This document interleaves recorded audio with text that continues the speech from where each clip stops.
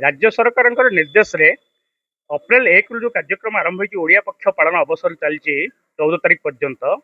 ता भीतर विभिन्न दिवस रे विभिन्न कार्यक्रम रही तन्मध्यरु एप्रिल 10 तारीख आज लोककला दिवस रूप में पालन करा जाउची। यह राज्य स्तरीय जिला स्तरीय ब्लॉक स्तरीय विभिन्न अनुष्ठान तरफ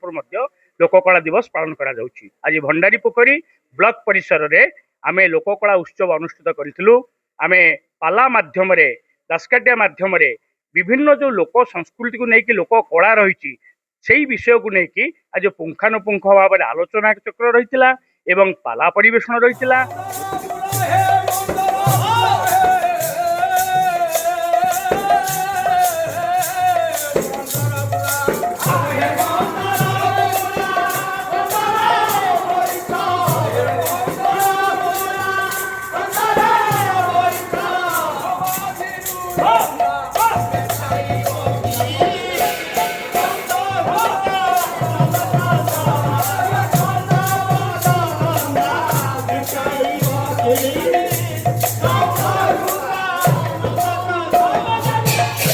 मो पाखे उपस्थित अच्छा आमर लोककला पाला संसद भाइस प्रेसिडेंट महोदय आज ब्लॉक चेयरमैन महोदया भाइस चेयरमैन मीडिया बंधुगण विभिन्न पंचायत आसी सरपंच समिति सभ्य सभ्या एवं जनसाधारण को लेकिन आज उत्सव मुखर हो पड़ता भंडारी पोखरी परिसर किभली भाव में आम ऐतिह्य बंचब लोककला बंचब ता प्रति जनसाधारण आदृत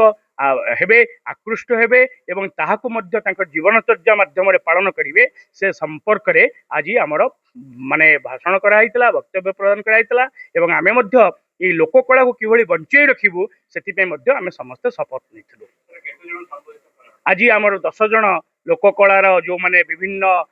पंचायत रे विभिन्न अनुष्ठान मानकर कला प्रदर्शन करुचंती तांको सिलेक्ट कराई 10 जन को संबर्धित कराइतला एवं एमानक मध्य जणे मध्य आज कलेक्टर सर द्वारा जिला स्तर में संबर्धित होउचंती।